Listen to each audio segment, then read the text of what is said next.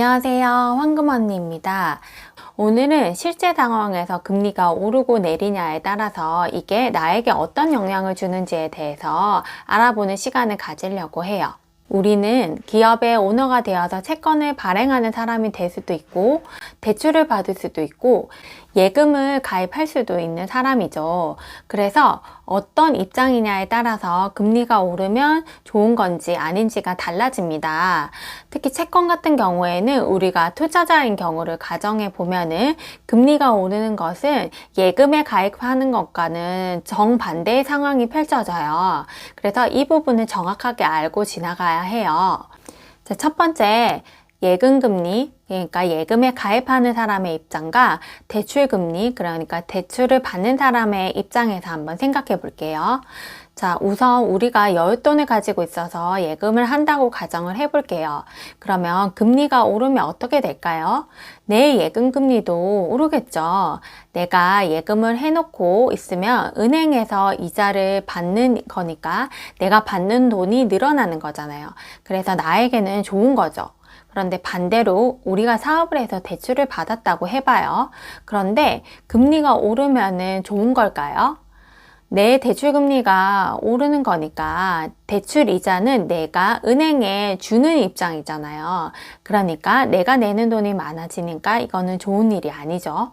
이 사실은 내가 예금을 가입해 보거나 대출을 받아보면 바로 이해가 돼요.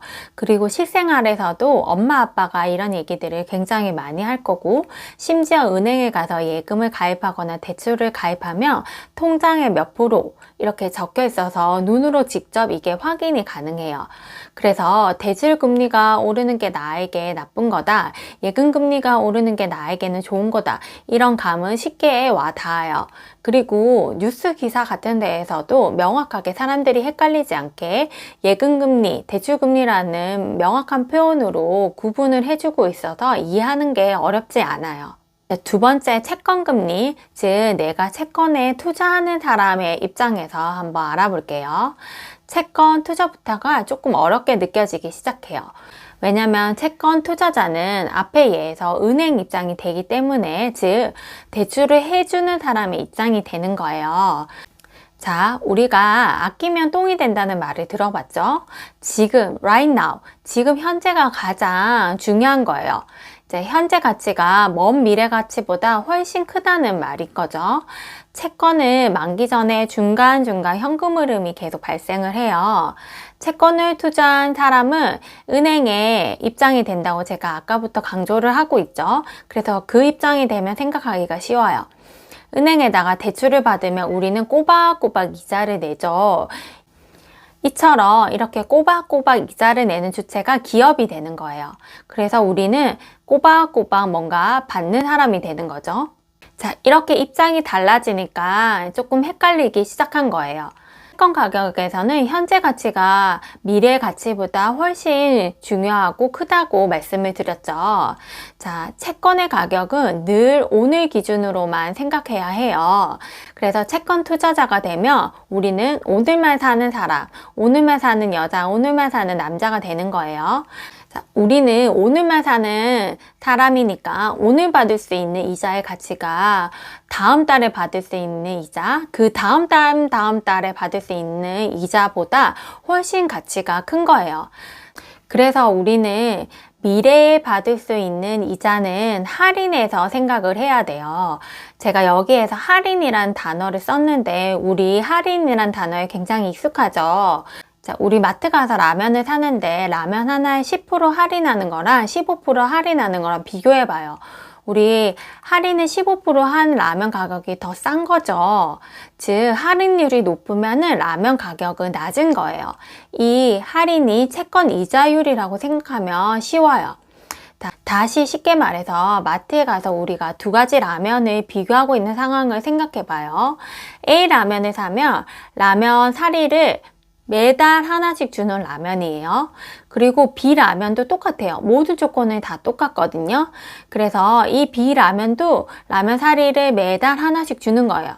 근데 이 A 라면과 B 라면의 차이점은 할인율이 틀린 거예요. A라면은 10% 할인해서 팔고 B라면은 20% 할인해서 판다고 생각해봐요.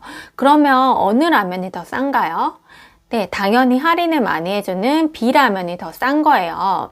그래서 이 할인율이 채권 이자율과 같다고 생각하면 돼요. 즉, 채권 이자율이 높으면 아까 말했듯이 라면 할인율이 높으면 채권 가격, 즉 라면 가격은 낮은 거고요. 채권 이자율이 낮으면, 즉 라면 할인율이 낮으면 채권 가격은 높은 거예요.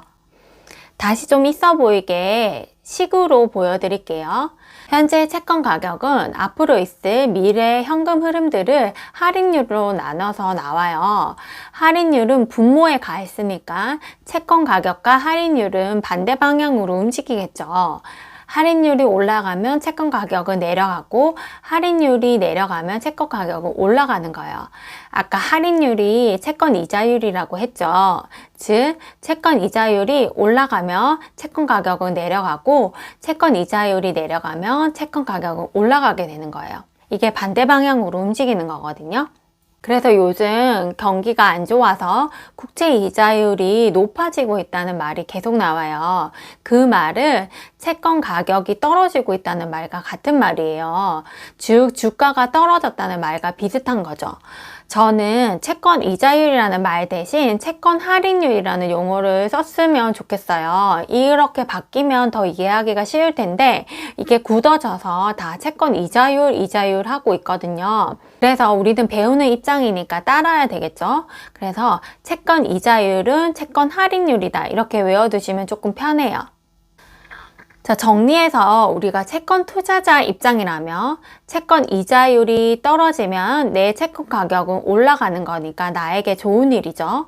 반대로 채권 이자율이 올라가면 내 채권 가격은 내려가니까 이거는 나에게 좋은 일이 아닌 거예요.